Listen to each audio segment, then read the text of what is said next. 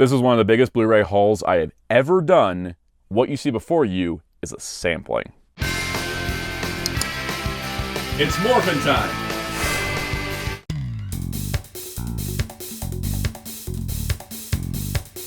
Hello, this is Soundout here, and on today's video, we're taking a look at the Blu-rays that I picked up between October and December 2025. By I mean we, because this is like some of these were family choices.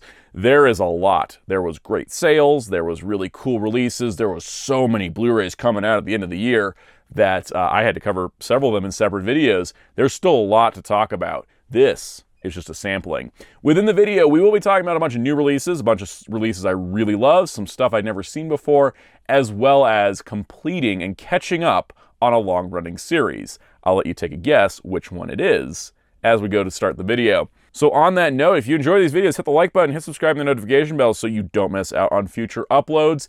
And also check out my Letterboxd account. I'll mention some movies that I picked up that I haven't seen yet. And if you want to see me review them, what my thoughts are, follow me over on Letterboxd. Also hit the hype button if it's available to you on YouTube. That's a new feature they're trying out. It does help the videos, so I would appreciate it if you have it. All right, so let's get into this. We've got a whole lot to talk about and some very exciting things within. Let's begin the Blu-ray haul. As always, we're going to start with things that already got their own videos, and there was a lot. The Shin Godzilla 4K got its own standalone video. Cyberpunk Edge Runners, Devilman Crybaby, and Kaiju number 8 Season 1 were all in my anime prices video. There was a Criterion Collection fall sale, which I picked up a bunch of stuff from. I reviewed the Ultraman Arc Blu-ray set, the Kamen Rider Dyad Blu-ray set, as well as Kikaider 01 Exceed Draft and Digimon Movie Collection 2.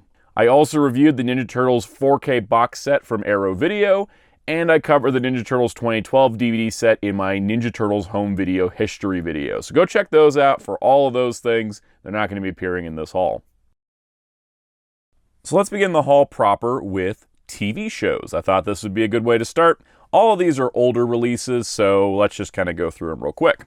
So we have Season 5 and Season 6 of Lucifer. I've been kind of going through my DC Blu-ray collection for the live-action TV shows. I'm no longer trying to collect everything because there's a lot of stuff that never got home video releases, like Gotham Knights, which I probably wouldn't have bought anyways, but that didn't get a video release. There's other shows that have gaps. You know, Young Justice Season 4 has a gap. So my DC completionism is kind of broken by the fact that Warner Brothers isn't publishing everything. So that also means I don't have to buy Season 3 and 4 of Titans, which I have no problem with. So I decided to finish up some shows that I did like Lucifer. So I had Seasons 1 through 4, and then 5 and 6. I was kind of waiting for them to go on sale. I eventually did pick them up, and this contains the last 2 seasons of the show.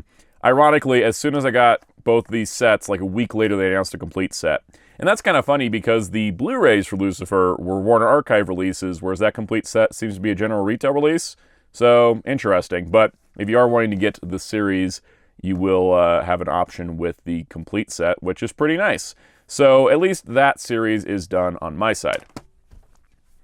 Also adding to that, The Flash Season 8 and Season 9. No, I don't know why I didn't get a slipcover with Season 9. I also don't know if I care that much. I never finished watching The Flash. I dipped after Crisis. I actually kind of dipped on all the CW shows after Crisis. Maybe someday I'll go back and watch them, and when I do, I'll have them on Blu-ray. At the very least, I do have all the main Arrowverse stuff, right? Here's all of them for the main universe, like all the stuff that's on the main Earth post-Crisis, like the worlds that got combined. That's what that is. I have most of the other shows, too. But this kind of finished up the main stuff. The only CW show I don't have that I do want to get is Superman and Lois. I'm just kind of waiting to see if that complete series box set will go down in price, because I only ended up buying one season of Superman and Lois, and then kind of like waiting for prices to drop on the others. So I'm just going to get the complete set at this point. But at least there is The Flash. The Flash is done. And then I also finished Stargirl, which unfortunately Season 3 was only on DVD. Seasons 1 and 2 got Blu-rays, but Season 3 only got a DVD, which sucks, and I hated it, and then the price of the DVD was stupid, so I waited, and then it got cheap, and I was like, okay, now I got it. At least it's complete. It's just a bummer because this show's great, and I think that it was treated so poorly. I mean, they canceled it, and then apparently burned the costumes. Not even auctioned the costumes off, they just burned them. And I'm like, why would you do that? What did this show do to the people at Warner Brothers that made them hate it so much? I don't get it, but at least it got a physical release. Again, I'm sitting here with no Young Justice Season 4 in any form, so positives, it's got a disc. Downside, it's DVD only. And then my mom wanted to get TJ Hooker, and then she watched most of TJ Hooker. She was watching this pretty regularly, and then I noticed that she hadn't finished it. Apparently, as much as this show does have its classic cop action and it's fun, it's also like one of those shows. She was watching like Emergency and Adam 12, which are a little bit more realistic takes on their specific professions, whereas this is more. I don't know if I want to use the word schlocky, but I feel like schlocky, from what she's told me, isn't appropriate fitting for this. But this is a show with William Shatner that he did post Star Trek, and yeah, so she hasn't finished this one. She kind of took a break and hasn't gone back to it, but we did get the box set for her so she could watch it, and that is our TV section of the video for this style of TV. Should we do some British TV? What could all these blue cases mean? It's Doctor Who. Let's talk Doctor Who. Doctor Who sets got really cheap during Black Friday, so I said, all right, time to pick some up. So first of all, I got Jon Pertwee Season 1, which is also, I can't remember the season numbers at the moment. That's not really that important. But this is the first season for Jon Pertwee's third Doctor. They have been kind of going through and finishing these sets. There's a lot less gaps than there used to be. They've been kind of jumping around. I think they just announced Peter Davison's last season, so I think there's just one more season of Pertwee and one more season of Tom Baker, and they'll have kind of finished what they can, because Hartnell and Troughton missing a lot of episodes. Not all of those have animations. Hartnell Season 2 did come out. And interestingly, my mom and I were discussing it, like, how do we want to approach, classic Doctor Who? And we thought, okay, well, let's start with Third Doctor. Let's start with Pertwee, because all the episodes exist Pertwee onward. And then we ended up watching the Peter Cushing Doctor Who movies the other night, which are adaptations of William Hartnell Dalek stories. And we ended up not quite liking Doctor Who and the Daleks that much, but Daleks Invasion 2150 AD we really liked. And so we had seen Daleks in color. So we'd kind of seen the TV version of the first Dalek story. But the second Dalek story, Invasion 2150 is based on, was on the Hartnell Season 2 set, which I already picked up. So I was like, okay, it's the one Hartnell set.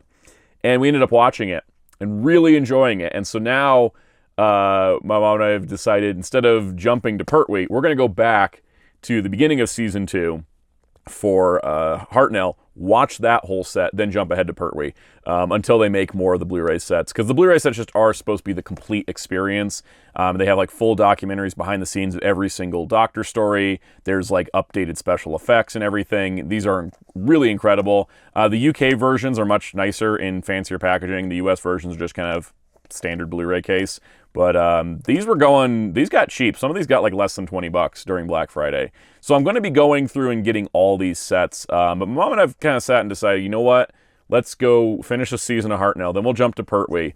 And the amount of hours on these with the bonus features and everything, it's going to take us a while. By the time we get through Pertwee Season 1 through 4, I think Pertwee Season 5 will be out by then. So we can just kind of keep going from there and then hope they do. And I'm sure they will eventually do sets for the missing Hartnell and Troughton eras. But anyways, got Pertwee Season 1, got Pertwee Season 2, which actually took me 3 tries to get from Amazon.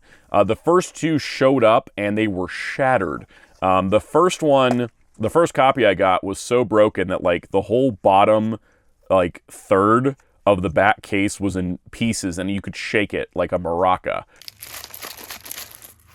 which was crazy. But yeah, eventually got a copy that wasn't completely demolished. Yeah, that was a lot of work. I was like, what the hell? Like, they were showing up. It wasn't just like small crack, small break. It was like shattered. And I was like, how does this keep happening? But got that.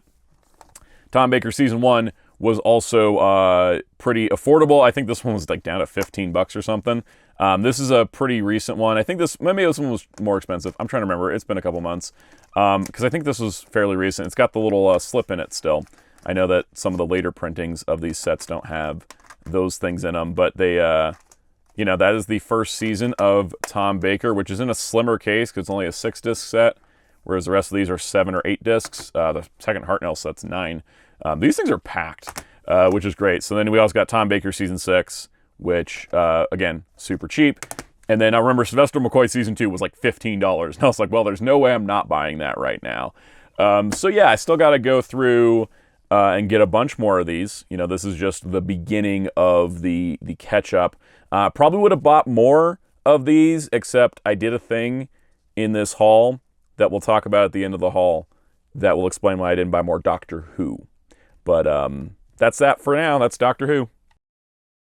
So I always make jokes about like British television relating to like Japanese television. It's like Doctor Who is like British tokusatsu, right? There's multiple eras, there's multiple actors, they refresh it every once in a while. It's practical effects heavy, it's aliens and monsters and creatures, and it's a fun sci-fi series, a long lineage, and they do callbacks all the time. It's like Kamen Rider and Ultraman in a lot of ways. So what would be the British equivalent to a shonen anime where you have lots of characters, lots of drama, long-running series, movie sequels, and overall just has a strong fan base that's always there for the characters? Well, that would be Downton Abbey. Downton Abbey is Britain's shonen anime. I have not seen the Downton Abbey series. I've only seen the movies, but I've now gotten an interest in watching the series. So this is the Downton Abbey Ultimate Legacy Collection, because for those unaware, the final Downton Abbey movie came out this year, the grand finale, and because of that, they decided to put out a big fancy box set, which is what I was hoping they would do. Because my mom has loved the Downton Abbey series, I've enjoyed the movies, and we wanted to own the whole thing. We didn't actually own the whole series on Blu-ray before, and I said, I think I said around the time the first movie came out, I was like, whenever they decide they're done, they're probably going to throw it all into one collection. And when we saw the third one, I was like, there's going to be one giant set. Didn't expect it to be a giant book, but I'll take it. Also, Amazon exclusive set that was shipped in a plastic bag. So this is the second one I got, because the first one I got, the spine was busted. Yeah, don't ship it in a plastic bag, Amazon. Also, Universal, ship it in a shipper box. Warner Brothers does that with like steelbook sets. Also, I'm realizing I'm going to have to show this off by switching my camera to the position I usually use for comic hauls, because there's a book here, and it's big. So this set was released by Universal, and Universal owns the rights to the movies. I don't think they own the TV show, but they did, of course, make the proper licensing to it. This was limited to 2,850 copies. This was number 1,633. But this is a limited edition set, plus a 52-page book to contain the entire series in one go. And I think that's pretty dang awesome. Especially if you're a fan of the show, this is like the ultimate collection. And also, if you hadn't owned it yet, this is a good way to own it. So it's got Julian Fellows, who's the writer and everything, up first, and then you've got pages about, like, here's like the family tree of the characters, and then you got like a highlight of Hugh Bonneville. It's funny, Hugh Bonneville is my most watched actor, according to Letterboxd, in 2025, and it was because I watched the 3 Downton Abbey movies and the 3 Paddington movies, and I think it just put him above everybody else, and I think he was in something else I watched. So it's just kind of one of those funny things. But yeah, it's got kind of like, highlights of all the main characters here, and it's kind of a neat little like retrospective book on the series, which I think is fantastic, because that's just kind of a really cool thing. And also has like focusing on some of the costumes, which is one of the finest aspects of the Downton Abbey production. So it's got all that going for it, which I think is awesome. And then it gets into the discs. So here's the discs. They are in those cardboard slips, which, I'm not a super huge fan of normally, but I do like the way these are done. I didn't have any issues with discs sticking too badly. So they do, they're not too tight. They also don't seem like they're double glued, because the pages are pretty thick. So I'm hoping this won't be an issue over time, because that would be really unfortunate if they start slipping, like, the Criterion Godzilla set. But I think because it's only 3 per and not like 6 or 8, it should hopefully be fine. We'll just have to wait and see. But yeah, each season here is on 3 discs. These are, you can see the Carnival logo. These are the same as the previously released discs, so there's no additional content there that wasn't on the previous 6 seasons.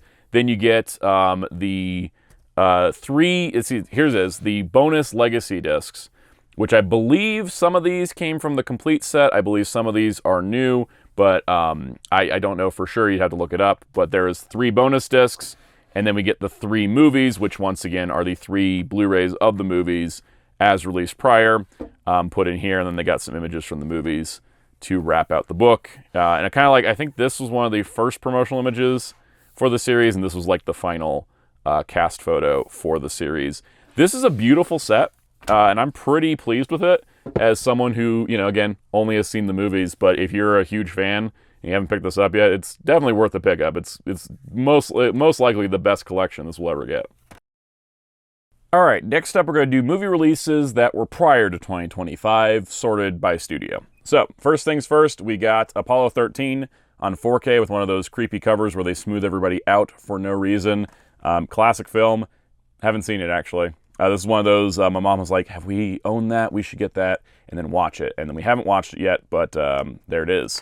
All right, next up, Batman Mask of the Phantasm. Funny story, this actually, I only ended up buying this. I've been meaning to get this because I bought Phantasm so many times. I was like, well, I'll get the 4K eventually. I only ended up getting this because I needed batteries for a video, and the only way to get them like rush shipped from Amazon was to make an order over a certain dollar amount. So I was like, all right, cool, time to buy the Phantasm 4K. It looks pretty good. I don't know how much of an improvement over the Blu-ray it is, but it is nice. It is a nice transfer. We've got the Looney Tunes Mouse Chronicles, which was the only Looney Tunes set I was missing. Because this is just a collection of like the mouse related cartoons. So I got that. It was on sale. Maltese Falcon was a movie that my mom and I wanted to watch. And we were talking about it. And this is a absolutely beautiful 4K on this release. Really solid.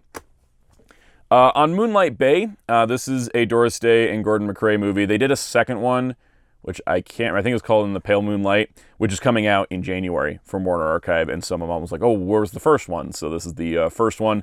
The Buster Keaton Shorts Collection, which I picked up from Kino Lorber. This is a collection of shorts that Buster Keaton did between 1917 and 1923. And they're fully restored, and there's bonus features. There's even a booklet for it. And it's on 5 discs here, which is just fantastic. There's all kinds of cool additional stuff as well. He was one of the masters of comedy of his era and has influenced cinema for all time after. And this is a really cool collection to have like all of the early work of Buster Keaton in one go. All right, Trading Places, another one of those movies where my mom was like, do we have that? And I was like, oh no, I forgot to get the 4K. So here we go. Also, creepy cover. This would have hit the 4K, the cursed Blu-ray covers video I did. This would have been in it if I had it at the time. Because my God, it looks so weird. Like Dan Aykroyd's lower teeth are missing. It just looks weird. But overall, this is a hilarious movie, and it's really great. Classic, iconic.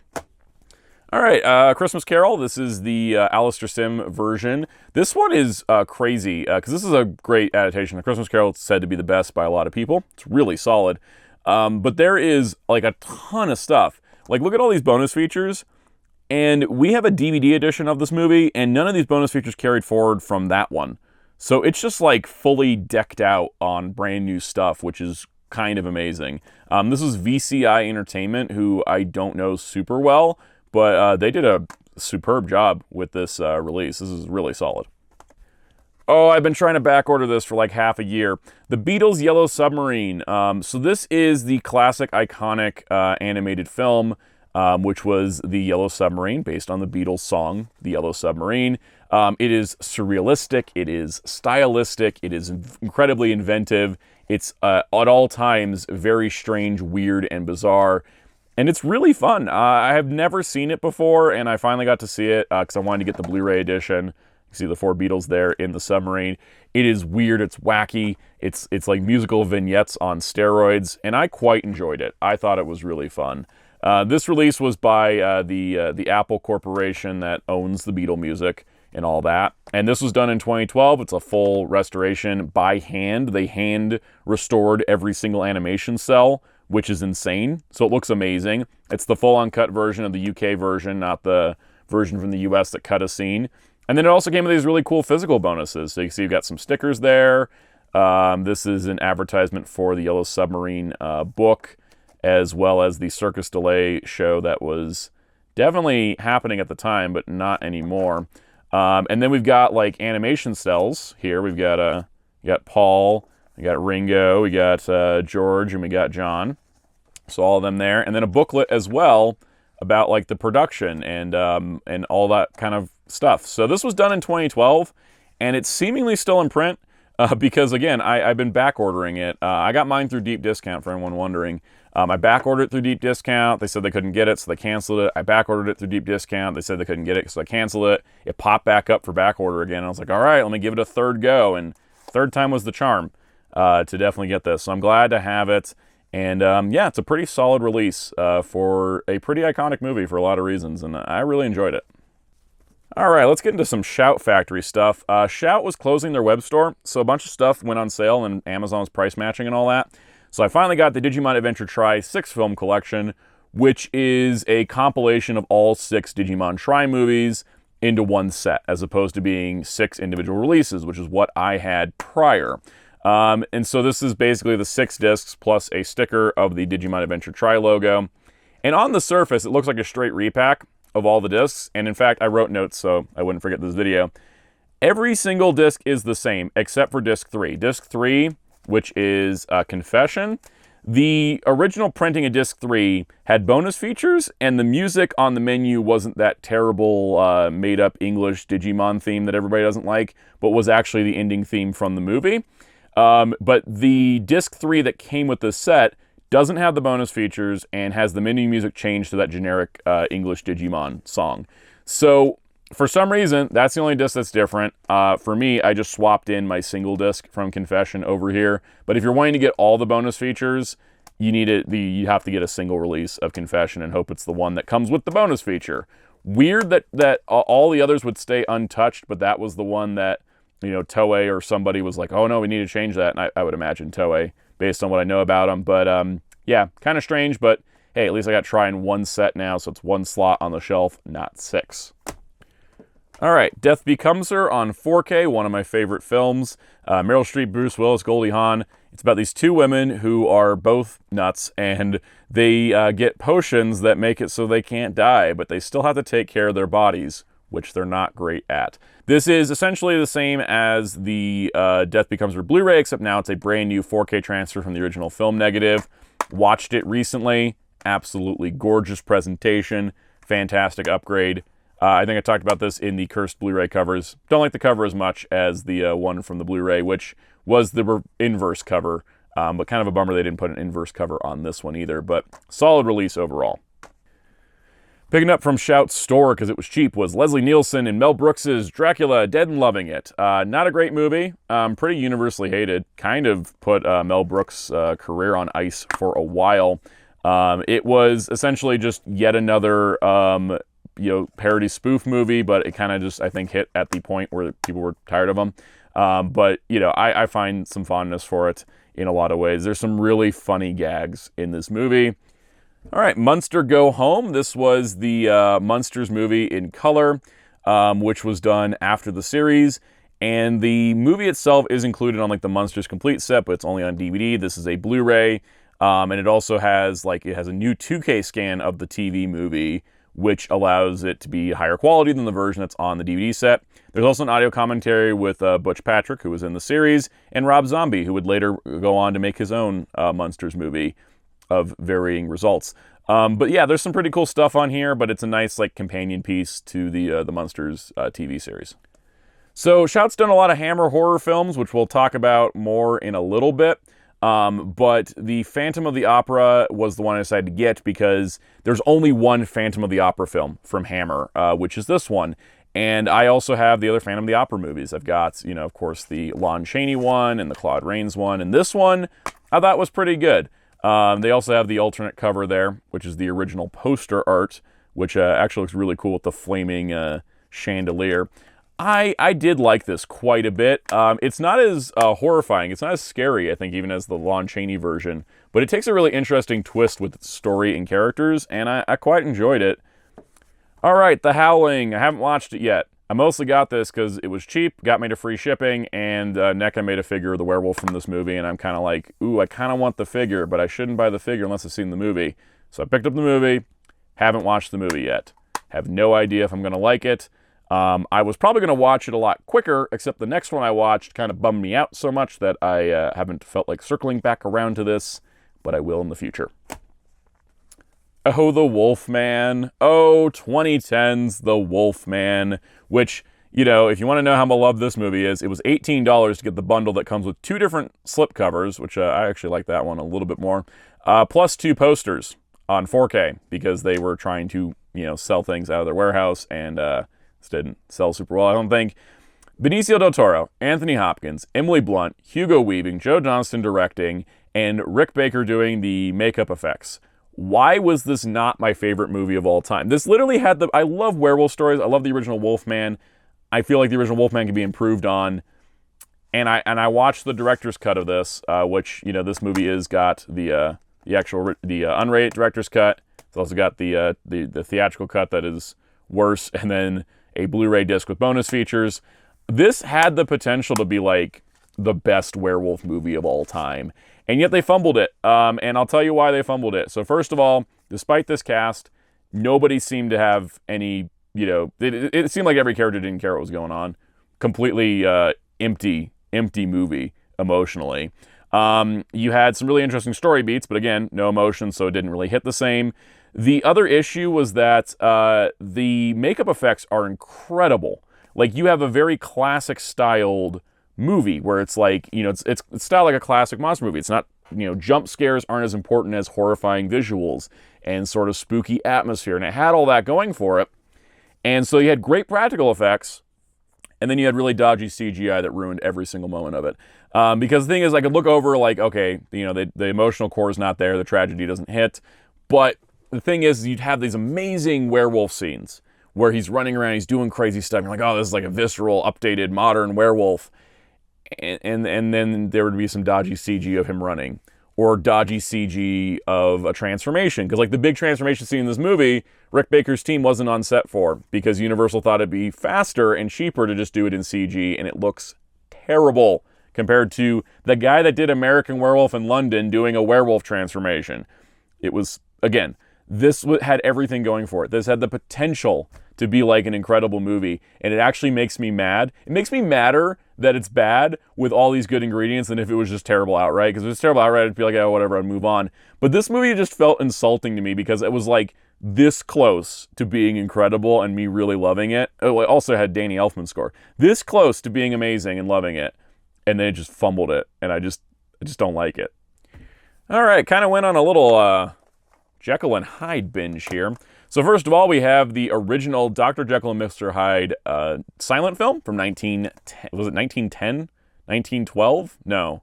Wait, what year was this? I'm trying to remember. 1920. Sorry, it was 1920. So this is the Dr. Jekyll and Mr. Hyde 1920, which was John Barrymore.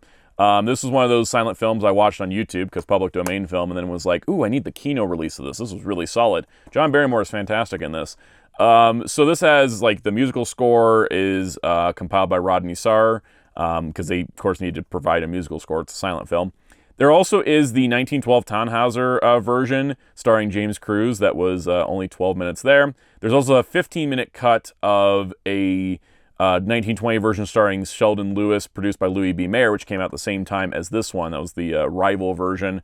And then it also has a 1925 slapstick parody called Dr. Pickle and Mr. Pride, and a rare 1909 audio recording of the transformation scene from the story. This is 79 minutes. This is a bit of a higher budget production of a silent film, but I thought it was great. And it's like the, and I like that Kino went and got all the other silent films of the era. So this is kind of like a complete collection of all of the versions of Jekyll and Hyde prior to the Ruben Mallian Frederick March version, which is my favorite Dr. Jekyll, Mr. Hyde version. This is iconic for a lot of reasons. This movie is incredible. It's got this really, amazing performance. It's pre-code, so it's really, kind of a little violent, a little sensual. Fantastic. Great release from Warner Archive. And the crazy part about this movie, this is another one of those movies like Nosferatu, where it would have been lost to time if people got their way, because when they made this version with Spencer Tracy, Ingrid Bergman, and Lana Turner, which is also good, though my least favorite of the three, this was a pretty shot-for-shot remake of this. And everything is worse off for it. You got Hays Code in place, so a bunch of stuff is censored and redacted. I just didn't feel this one. I feel like the transformation wasn't as drastic. And because of this, they bought the rights to it. And then they bought the rights to this movie to make this one, and they buried this and never wanted it released again. And so it was off the market for a long time. And I hate that that happened. But the good part is, all these movies, this one never really was in danger. All of these could have been in danger of being lost. These due to age, this due to this. All of them exist on Blu-ray. 2 from Warner, 1 from Kino. And that is kind of the thing that blows my mind sometimes, is that these shouldn't exist anymore based on how history has gone, but the love of film kept them alive, and the love of film brought them to a physical format that will outlast us. And that's crazy to think about, but hey, got a whole Jekyll and Hyde series right there. So now we're going to go into new releases for 2025 as a category, just so you kind of get an idea what came out this year. First up, Batman Ninja vs. Yakuza League. I ultimately didn't care for this that much, though the soundtrack was pretty badass.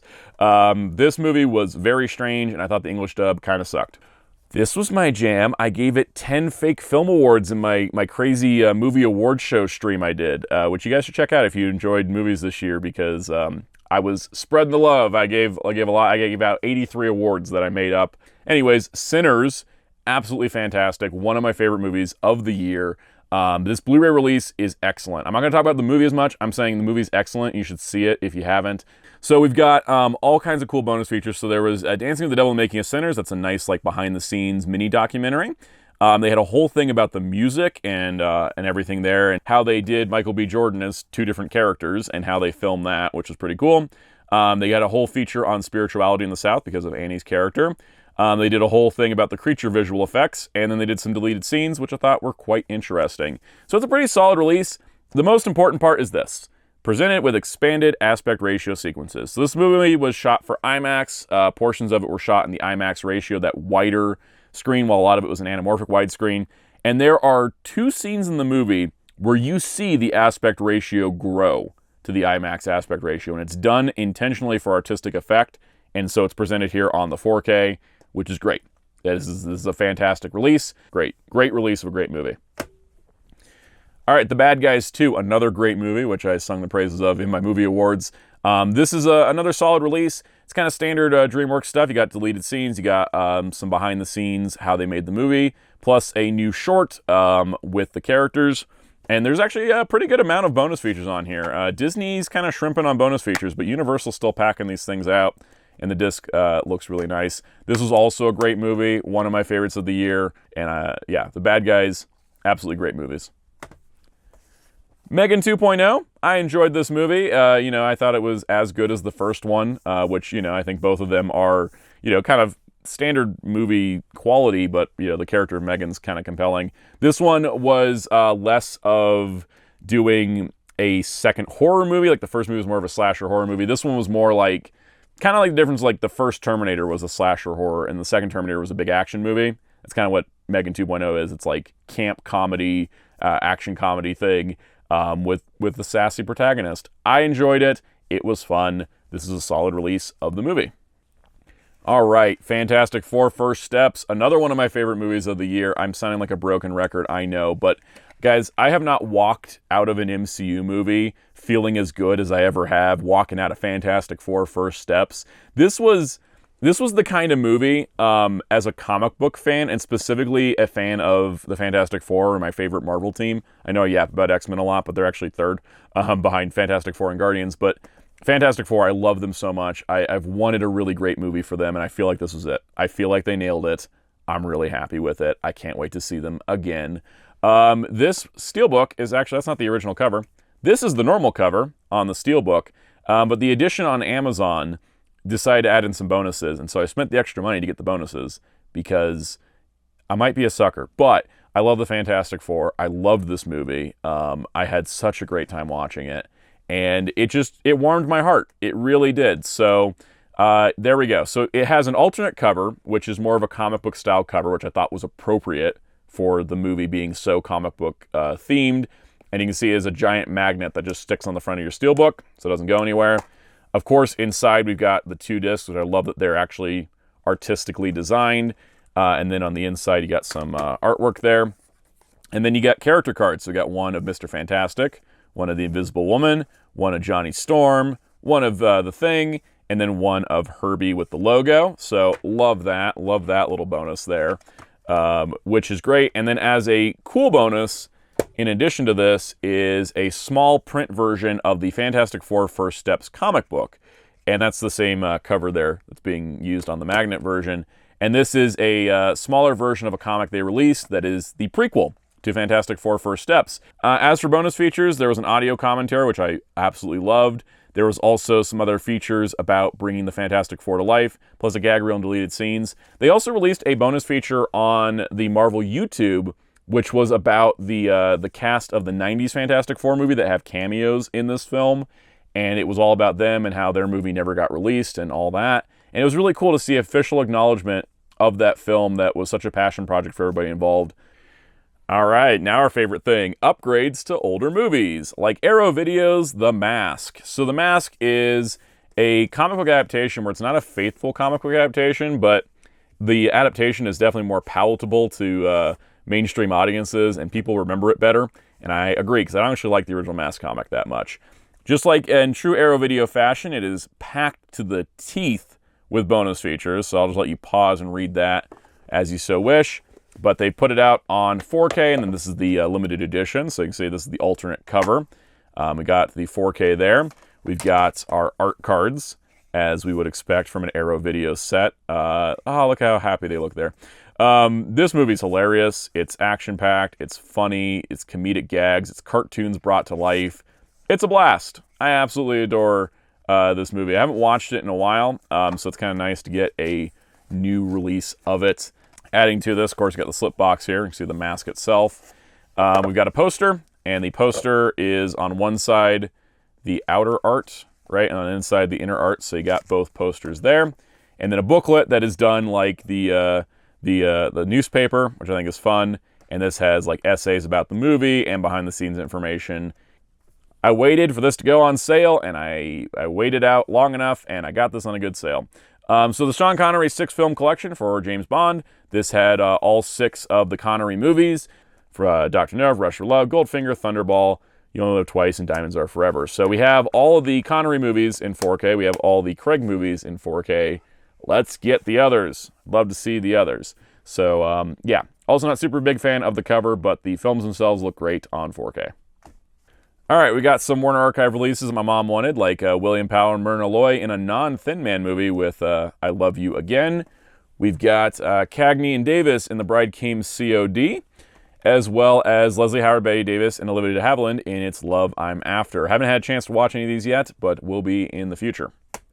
Here's an incredible release from Warner Archive. It's the Tom and Jerry Golden Era Anthology, 1940-1958. This is every single Tom and Jerry theatrical short from that era, all 114, in chronological release order. Nothing is censored, nothing is missing. And this apparently was the effort of 4 different departments in Warner Brothers. And I just want to say thank you to every single person involved in making this, because I absolutely love that this exists. So it's all the shorts on 5 discs, plus special features, plus a booklet that's a little art booklet on the shorts themselves. They do have that classic intended for the adult collector because of stereotypes and racism within the shorts themselves due to the fact that they were from 1940 and 1958. This is absolutely amazing. I don't think we'll ever see this for Looney Tunes because there's just so much more Looney Tunes. But they're still working on Looney Tunes. They're still cranking out more volumes to get all these cartoons out there. But look at all the stuff that is on this set. If you love Tom and Jerry, there's no better set to get. This is absolutely a complete winner. Speaking of incredible Warner Archive releases, The Curse of Frankenstein. So Warner Brothers had the distribution rights, Curse of Frankenstein, Horror Dracula, the first 2 Hammer horror films based on the Universal monsters. And this is a release that Hammer in the UK is releasing themselves. And so what it was done was that Hammer made like a fancier box set that came with some more like booklets and stuff. And then Warner Archive includes the same disc contents, but in a similar, smaller state. And this is everything it includes. We have so many commentaries. We got a new 2025 commentary, a 2012 commentary. There is 2 more commentaries on the second disc. There's all these bonus features, which I don't even think I watched them all because there's just so many. And some of these would just be like, you know, here's alternate takes on stuff, but then there'd be others like, here's the history of the makeup, and now we brought an actor in and we're going to apply the makeup to him so you can see the process of how it was done.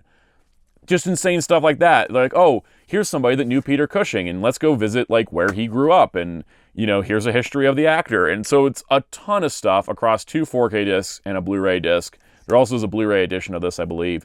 This is an incredible release. This is the kind of release that you almost wish could happen for every single movie, but you know logistically it can't. And I can't wait to see what other Hammer stuff we'll get. Oh, hey, look, more Hammer stuff. Scars of Dracula came out through Kino Lorber via Studio Canal. Yeah, Hammer has been working with different companies in the UK that own the movies because the rights are spread across, just like in the US, they're spread from multiple companies. So Studio Canal was doing, I think they did Scars of Dracula and Horror of Frankenstein. And the Kino Lorber hasn't announced a Horror of Frankenstein, but they did include the theatrical trailer and the double bill trailer with Horror of Frankenstein, because these two, Horror of Frankenstein and Scars of Dracula, were a double feature at one point. So I'm hoping this is an indication that Kino's going to be doing the other one. But it's got 2 audio commentaries and a documentary on the inside of this movie. This was when Christopher Lee returned as Dracula in 1970. So that's a lot of years after, I think it was, sorry, Horror of Dracula, I think it was like 58. But Kino here did a great job. As always, 4K and Blu-ray in one set. Not that expensive. I always amazed at Kino's prices. And this is great. And so I'm hoping that Kino is going to be another option for these movies coming out in 4K, because it seems like the Hammer Company, under their new ownership, is ready to just start getting these films fully restored and get them released again. And I'm here for it, and I'm ready to collect them all. Let's go. Speaking of Kino being amazing, on the surface, it doesn't seem like The Cat and the Canary would be one of the craziest releases of the year until you read a photoplay 4K restoration from original nitrate prints. Just for anyone that doesn't know, 1927, The Cat and the Canary. It is a dark comedy. It's a murder mystery. The lighting in this movie apparently inspired the rest of the Universal classic monster movies. This is a fun film. It's a silent film. I enjoy it quite a bit. This has 2 commentary tracks and an extra short film that was done by the same director. The thing that's crazy, does anyone know how flammable nitrate is? How much nitrate degrades? How easy it is to damage a nitrate print? It is not a sturdy material in any form. And they somehow got a 4K restoration of it done 98 years after release. I do not know what kind of sorcery, wizardry, or black magic was used, which honestly is just technical skill and honestly really important work done and very careful work done by very skilled people. But whatever sorcery and black magic was used to bring a 4K restoration of a 1927 silent film that was on nitrate, it just makes the whole experience of physical media collecting worth it, because this is absolutely insane that this release exists. This shouldn't be possible. This is one of the best looking silent film releases I've ever seen in my life. And I just can't get over the fact they were able to do a 4K restoration off of a nitrate print. That seems absolutely impossible to me, and they pulled it off. All right, not as impressive, but still great. The Emperor's New Groove on 4K. Disney has been doing 4Ks sporadically since they closed their own home video operations and moved everything over to Sony for the printing of discs. Disney still dictates what actually comes out. The Emperor's New Groove, 25th anniversary, 4K release. Nice shiny cover. They didn't steelbook lock this one, which was nice. It contains the movie on 4K, and then the Blu-ray disc itself, I believe, is the same Blu-ray that we've gotten before. So it's got all the bonus features, as we would expect. Just watched this the other night. The 4K transfer is absolutely fantastic. This movie is amazing. It's hilarious. It's heartfelt. It's funny. At times you wonder if they even had a full script. I adore this movie. There's so much great vocal performance. Eartha Kitt as Yzma is one of the best villains in all of cinema. Amazing movie. Amazing release. Very happy this happened. All right, speaking of 4K locking to Steelbook, Edward Scissorhands, which is a 20th Century Studios, isn't it? Yeah, 20th Century Studios, which was originally Fox, is now owned by Disney. Got a really cool Steelbook. I love the design on this. You can see like Edward's house. You got Edward there, and then you got the girl looking on. So this is a 4K release with a Blu-ray disc. I think the Blu-ray disc is the same as the previous releases, which is kind of typical for Disney 4Ks now. But you got a nice image on the inside. Really good transfer. Really fun movie. Very minimal bonus features. There's just 2 commentary tracks and a featurette. But hey, 2 commentaries and a featurette. It's better than nothing. Content advisory. It contains smoking. Oh my. Fun movie. Fun times. Great Steelbook release.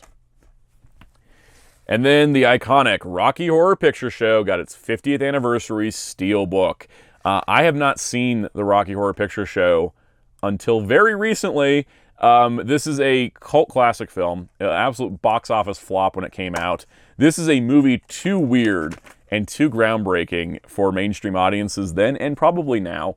And it is absolutely delightful. I enjoyed the hell out of this. It is weird. It is bizarre. You start to question what is even going on at some point.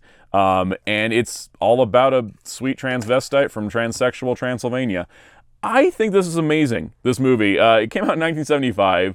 It very much plays on the B-movie genre, right? There's a ton of bonus features. I'm just going to put this up here while I talk. It plays in the B-movie genre, both science fiction and horror. It plays on just the old tropes of musicals in a lot of ways, and a lot of the way those movies played. The songs are catchy. It's brilliantly written. Tim Curry, in his first ever movie role, is playing Dr. Frankenfurter, who is like this insane character and just has one of the most insane debuts. This is an insane movie. Like, I don't have any other ways to put it besides it is nuts.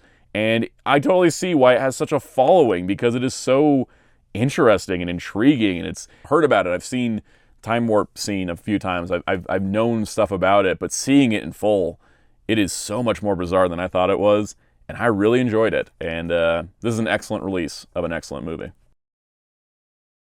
So if you've been following my Blu-ray hauls all of 2025, I have been collecting One Piece on home video, which is a lot because, One Piece just wrapped up its first season at 1,155 episodes before taking its first ever real break.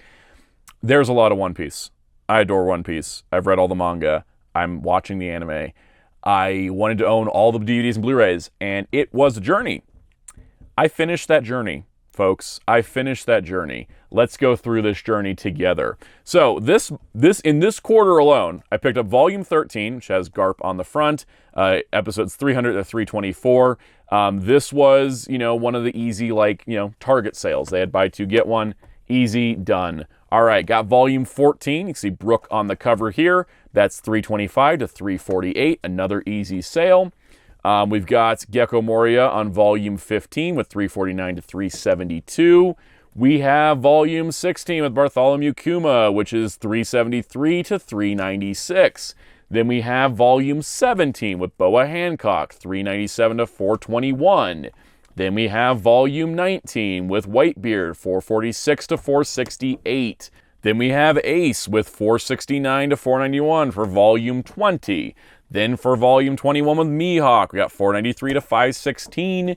For Volume 22 with Shirahoshi, we got 517 to 540. And for 23, we have 541 to 563 with, forgot his name. This is the Fishman guy. Hody, right? Hody? Anyways, 541, 563, Volume 23. And that finished the DVD side for the most part. All these were Target buy two, get one. That was kind of the easiest way to do it for me. But I kept going because I needed to finish this. So we got Volume 27 with Doflamingo. It's 642 to 667. That's when these are starting to be Blu-ray DVD combo packs. They kept the same height by using DVD cases, so they're pretty consistent, all things considered. But they come with the Blu-ray and DVD editions of all the episodes. So I got that Target sale. Volume 28, 668 to 693 with Sabo on the cover, Target sale. We've got Volume 29, 694 to 719 with Corazon on the cover. That is also Target. We've got Volume 30, 720 to 746 with Rebecca on the cover. And for some reason, they didn't reskin the discs on hers. I don't know why. I know Volume 30 kept going in and out of stock, so maybe they just ran a quick stock there. They just didn't change the labels. Anyways, whatever. It's done. Went to Walmart, got the 34 and 35 bundle that covers 819 to 866. These are bundles. There's another one, which is Volumes 1 and 2 for $30, and you're getting 2 volumes. And these definitely go for more than $15 a pop usually. They're usually in the 25 to 30 range. So for 2 volumes, which are bundled together at Walmart for $30, boom, that got me 35 with Katakuri on it, and 34, which has Brooke on it. So that's those two covered, nice and easy. 36 with Big Mom on it, covering 867 to 891. Done. 37 with Luffy in his Luffy Taro disguise, 892 to 916, done. Then we got 38, which was 917 to 940 with Queen on the cover, done. And then wrapping this out is the currently most recent collection volume, volume 39, with Kazuki Oden on it, 941 to 964. They have not announced volume 40 yet as of time of recording. Inevitably, that's going to happen like any moment now. But this gets us up to 964 out of 1155 of episodes that have aired so far. So they're still behind, but now I'm caught up. So because of this, I also picked up on the Target sale the episode of Sabo TV special that's compiling Sabo's story. We got the episode of East Blue, which is a TV special compiling the East Blue saga. And then episode of Skypia, which is a TV special compiling Skypia. So if you've been keeping track at home and for some reason have a scorecard of all my One Piece sets, you're probably wondering, but what about Volume 12? Okay, so Volume 12, for those unaware, is insanely out of print. For some reason, all these volumes stay pretty evergreen. Some of them sell out here and there, like I mentioned, Volume 30. But even the TV specials and movies, you can pretty much get them. They seem to get reprinted a lot, or there's just a ton of stock of them in general. Like I said, I got most of these from Target buy two, get one sales. I picked up the ones that weren't on Target from Amazon. So you're probably wondering, how did I get 12? Well, here's 12. Now, here's the weird thing about 12. First of all, it's got this dude on the cover. I kind of forget this guy's name because I don't like him that much. This is $276 to $299. If you look at this DVD set, here's 13, which I got from Target. You can see how this all sort of looks pretty close. This, as from what I can tell, likely a bootleg. But here's the weird part. So the case is definitely different. It's got this art card. We'll talk about that in a moment. This is probably a bootleg, but it's such a high quality bootleg, and also because the video quality on these is a little crusty to begin with. I checked the discs. The video quality looks fine. The audio quality's fine. I checked the stats on my computer. They're dual layered discs, weirdly enough. This, based on the case design and based on everything I can tell, is probably a bootleg. But Volume 13 or Volume 12 goes for like $200+ to get a legit one. And that's just not worth it. Also, I bought this, and this is where this all comes in. So I didn't just buy, what essentially is a high quality bootleg of Volume 12. I bought the 9 to 12 box set, which this is the part that blows my mind. Assuming this is a bootleg and not just, wow, Funimation went really cheap with their cases and the printing, which, I can kind of say, like, yeah, these 9, 10, and 11 that it came with don't exactly match up to the 9, 10, and 11 I already have. That's besides the point. You got this. You've got a box that comes with all the bonuses that came with these box sets that were exclusive to Amazon, like the stickers of Nami and her logo and her log pose and all that, and they get the Nami Wanted poster as well. Yeah, the quality actually on display here, kind of insane. For a set that, from what I can tell, based on comparison to Volume 1 and 2, because the only videos of Volume 3 that exist out there are ones of this same design, where you have a separate page sheet, but then the back still has it printed. This is such an insanely high-quality bootleg, assuming it is a bootleg, that I don't even think I care that it's a bootleg. And I know that sounds weird, because I don't usually talk about bootlegs, and I don't usually buy bootlegs, but it just kind of, I don't know, there's something about it where it's like the quality is surprisingly on par with kind of the cheap quality Funimation would put into stuff, and now Crunchyroll. And the discs look fine. The show looks as quality as it is otherwise. And if they reprint Volume 12 officially by Crunchyroll, I'll buy it. But for now, I'm done. Look, it's done. I've completed the collection. So there is One Piece collections 1 through 25. Yes, I know 3 doesn't have a slipcover. Working on that. And then 26 through 39. And then I just stuck a couple of TV specials there, a couple of the movies there, and then the rest of the movies and specials down here. Yeah, there's some movies and specials that have been brought over. There's a couple episodes missing that were crossovers with Toriko and Dragon Ball. But that's the first 964 episodes on DVD and Blu-ray for the formats acceptable. And there's still a ton more for them to do, but I'm at least caught up. So now in the future, I can just pre-order 40 and 41 and 42 and 43 and 40. So that's the Blu-ray haul for Q4 2025. That's insane now that I look at it like this. Mostly this, but I'm just glad I'm done and caught up. I hope you enjoyed this. I hope you made this entertaining. If you enjoyed it, hit the like button, hit subscribe and the notification bell, leave a comment, tell me what you got. Also, hit the hype button if you have it available to you. It really helps out the videos on the channel.